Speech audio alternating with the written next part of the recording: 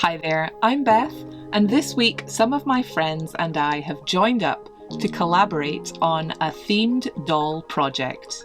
Joining me are Enchantarium, My Lady Disdain, and Magical Girl Kit Kat. We'll be working with both Smart Dolls and Dolphy Dream Dolls, and because both Enchantarium and myself were attending a doll convention together, we decided to work with the theme of the convention. UK BJD Con is the event, and this year the theme is the FAE Ball. I haven't been yet, but by the time these videos come out, the event has already happened. It was on Saturday the 17th of May in Birmingham. I'll be meeting Enchantarium there, along with some other friends from our London Smart Doll Outpost adventures. Hanafubuki Dolls and Threads of Elysium are vendors at the con, and Enchantarium are doing a talk for them too. We decided to invite Magical Girl Kit Kat and My Lady Disdain to join in on the themed collaboration, kind of just because they already had similarly themed projects in mind anyway, and we thought it would be fun. We'll all be creating a custom doll based on the FAE theme. While chilling in a local cafe with my family, I sketched out some ideas for my FAE ball themed custom doll. My first instinct is to go for an earthy, dark, dryad styled fairy with a loose and flowing gown. I also sketched some ideas of how her wings might be attached. I created a Pinterest board specifically for fairy-themed inspiration, though found that a lot of the pins in my existing style board would also fit my theme too, mostly because I would love to dress this way myself. I decided I wanted to use my recently purchased black navy skin tone smart doll, who I bought as a peach standalone body kit. So I also looked for inspiration pictures of dark-skinned fairies and which colours would pop nicely against her black navy skin.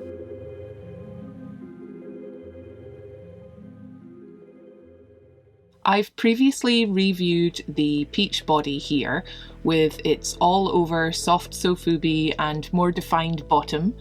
The range of motion is greatly increased compared to the regular Smart Doll body. To complete the body, of course, we need a head. We've resin printed the freely available G4 Smart Doll head for this project, along with a head cap. The head will be painted to match the body, but first I want to sculpt her some pointed fairy ears using this epoxy sculpt modelling compound. It was a lovely gift for Mother's Day this year, and I'm excited to use it for the first time. Equal parts A and B are mixed thoroughly, then it's okay to handle and sculpt with. It'll start to gradually harden by itself and doesn't need to be baked. I split the compound and start to smooth it directly onto each ear, using various metal tools to help me add details.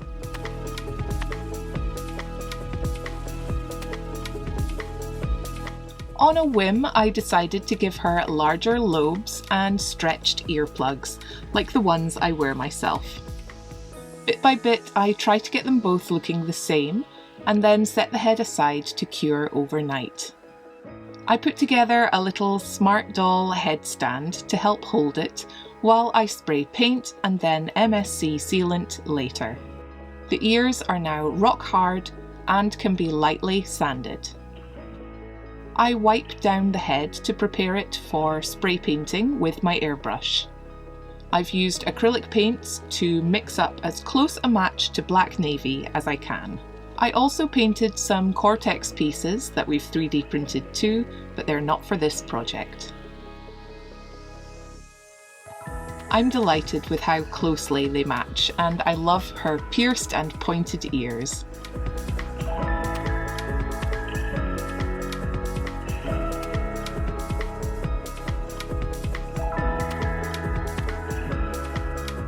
Now she has a head, I revisit my sketches and start to look out some fabrics and trims that I think will work well for her.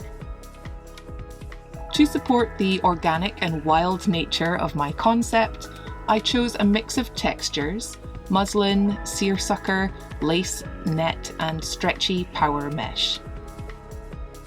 I decided to start by making a simple slip-style dress to build on top of. I used a black net fabric and my own vest top pattern to start with. Net is quite difficult to sew with, and I opted to hand stitch these seams. The top of the dress will eventually have a plunging neckline, but this net will remain underneath, holding it in place. Next, I measure and sketch an upper skirt shape to cut from the net.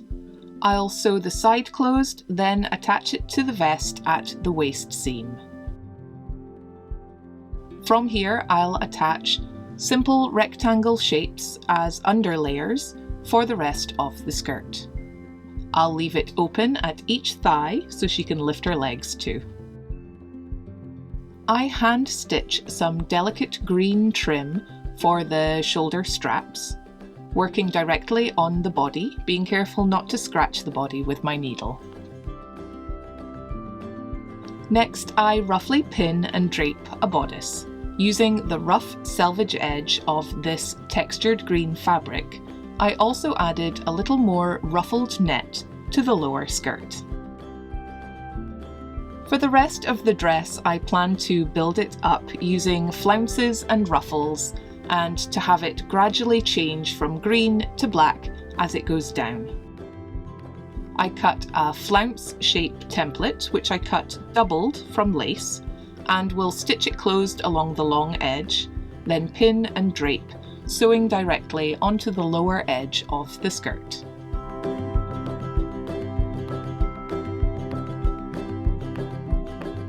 Here you see I cut 5 of these for the lower skirt tier, and how they're shaped and pinned before attaching in place.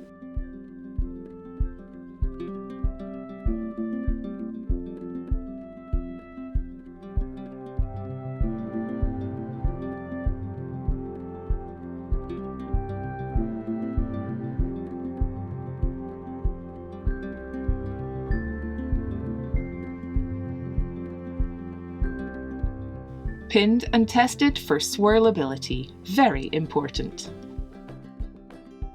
I backstitch each flounce in place at the top only, so they remain quite loose and flowing. I then drafted another long flounce shape to use with this lovely dark green sports mesh, which has a lovely drape to it.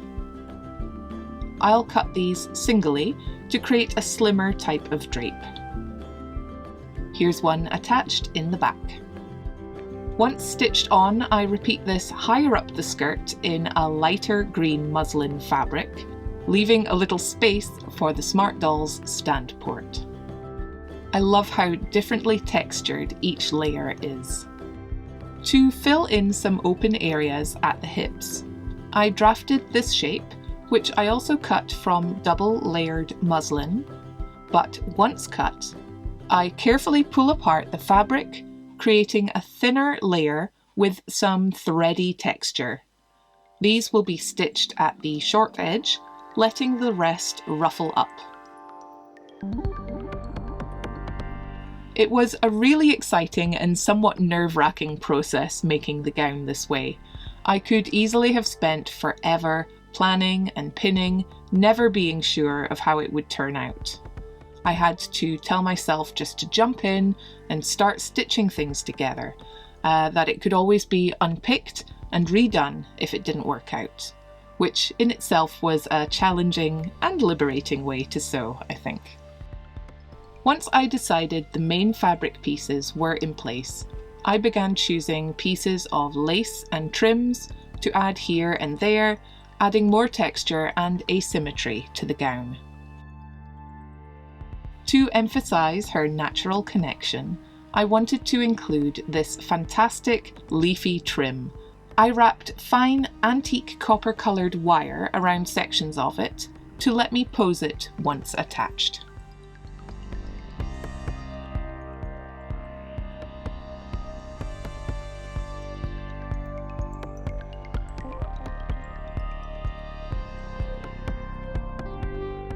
What do you think of it all so far?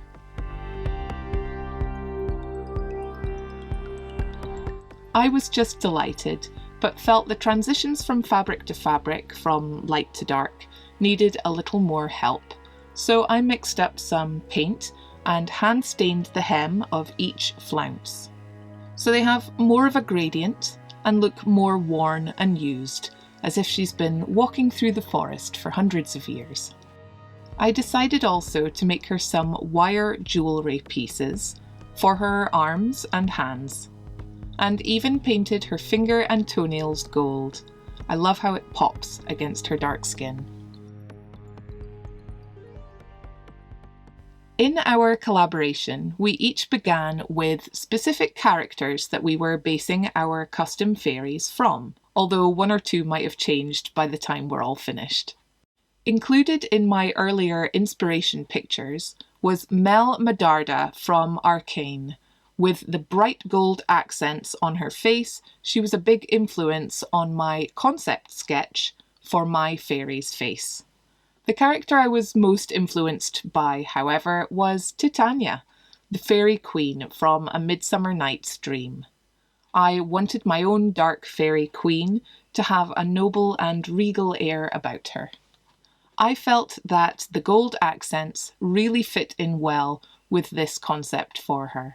I sketched in a dreadlocked hairstyle for her too, as well as an early idea for her crown, featuring stag horns and branches. With my concept in place and her painted head treated with a few light layers of Mr. Super Clear matte spray sealant, I set about sketching her face. In a clever moment, I realised I have a very fine white chalk mechanical pencil that I use to mark on dark fabrics. This worked perfectly to sketch on her dark skin. I was able to easily erase construction lines using a kneaded putty eraser. I worked methodically, plotting out each main feature of her face-up.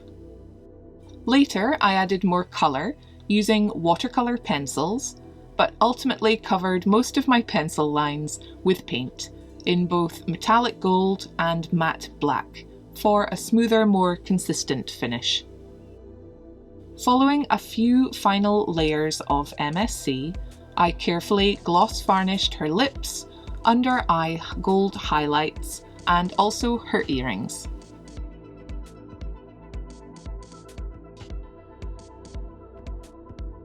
Earlier in her whole process, I'd decided to try making my own eyes for her. Using both glass cabochons and 3D printed eye bases, kindly shared to me by Enchantarium, thank you, I set about making a silicone mould that I could then create UV resin copies from. I'd never done a silicone pour before, so nervously did as much preparation as I could think of, gloss varnishing the printed eye bases for a smoother finish, and building a Lego surround to contain the silicone. I hot glued the Lego into place on a little tray and stuck the eye bases down too. I mixed my silicone well, poured and watched hopefully. Unfortunately, my Lego did spring a few leaks and I panicked, wrapping it in tape and adding more hot glue all the way around to try to contain it. Then watched and waited for it to cure. The next day I was happy to be able to extract my mould, and I could see all the areas where it had crept through the bricks. I was able to trim away the edges though, and could see my slightly rough but totally serviceable mould. I made a pair of UV resin bases from the cabochon shapes and painted them flat white. On Procreate, I drew up a bunch of iris designs to try out in various colours and sizes and printed them onto photo paper. I selected a yellow pair for my FAE Titania and carefully cut them out. Here's an example with another pair of how I slightly curved the irises to sit on the base nicely. On a thin layer of resin, I laid the irises, then covered them and cured under a UV light. I added a final layer of UV top coat nail varnish and cured that to finish my eyes. I think they turned out okay for my first try, and I really think they suit her whole colour scheme.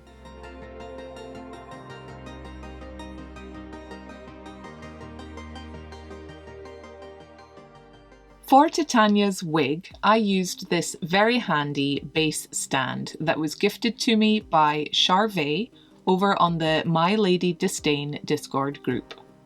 I'll cover the head in cling film, then stretch a black jersey fabric over the top, securing with rubber bands and reducing as many wrinkles as possible. I then coated the upper head area in a few layers of tacky glue, drying each layer fully. I lifted the cap off and trimmed it to my desired shape, then started to carefully attach these thin dreadlocks piece by piece, building up a base layer all over the wig cap. I'm aiming to give her a space buns kind of hairstyle, selfishly inspired by my own favourite hairstyle from the many years that I sported dreadlocks myself.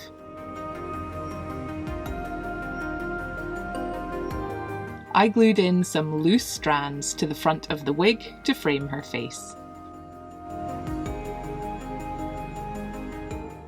I gather and fold 2 long strands before loosely knotting and looping them to create one of her buns.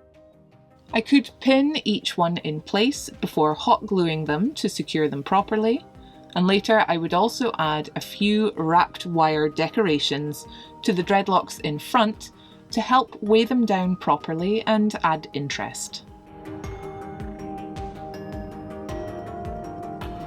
Using a handheld 3D pen with black PLA filament and a wire headband base, I started planning out Titania's crown. I drew a sort of central piece directly onto the headband and separately drew up some antler horn pieces. I then joined them together and bulked them up a little more before drawing out some little branch-like pieces for the rest of the crown. I think the rough and organic nature of the hand-extruded filament really lends itself to this kind of subject. With a little dry brushing in gold afterwards, it really brought out the texture. Here I blue tacked the pieces temporarily while I tried a few different layouts for the branches. I opted for the last one.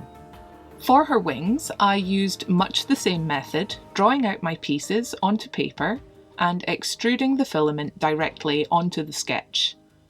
If I kept a light touch, it was easily peeled away from the paper afterwards. Once cooled and peeled, I traced over all the shapes on the back of the wing so that both sides of each section of wing were textured and pretty. I based the shape of my wing pieces more on moth wings than the typical butterfly, and will mount them lower and more horizontally to reflect this too. I also dry brushed the tips of the wing branches too, so everything's feeling harmonious. I'd already planned to suspend the wings from the back of a necklace and secure them by tying round the waist, but Barb sent me a link to this doll with wings which attached in a similar way that really clarified how it would work. Isn't it beautiful with the spine detail too? I used this unusual black droplet trim to make her necklace and stitched in a wire hook at the back. I then created further wire shapes for the wings to be mounted onto, which end in another loop for a band or chain to pass through and affix to the waist. Here's how her necklace, wing, belt all combined in the end. I added a few charms to the belt for extra interest too. The wings were kind of drawn directly onto and around the wire with the pen, so they're super secure. Oh, and I opted not to make her any shoes, you may have noticed. I believe she would want to feel the earth beneath her feet to be completely connected to her land, don't you think? So with this, my Dark Queen Titania was complete. I could finally see everything together. I'm really excited to see everyone else's take on the FAE theme for this collaboration, and to see the dolls brought along to the convention in this theme too. Please make sure you check out Magical Girl Kit Kat, My Lady Disdain, and Enchantarium's channels today as well. They're all such talented creators and such kind and wonderful friends too, so I can't wait to see them all myself. Links to all their channels will be in the description box below. I'm sure you will enjoy them all, so please be sure to like and comment on their videos too. Before we all see the final details, I'd also like to say thank you and welcome to my newest Patreon supporter, Kelly Griefsu Anderson. There's a link below to my Patreon if you're interested in getting sneak peeks of what's coming up, exclusive content, free sewing patterns, and more. The extra support from all my Patreon supporters and viewers here is greatly appreciated, and if you've enjoyed today's video, please consider subscribing and leave a like. I would love to hear your opinions on my Dark Queen Titania, with her fantasy black navy skin, golden tipped wings and crown, and her elegant textured gown. Which part of her is your favourite? Do you have a black navy smart doll too? Thank you all so much for joining me today. Please look after yourselves and I'll see you again soon. Bye!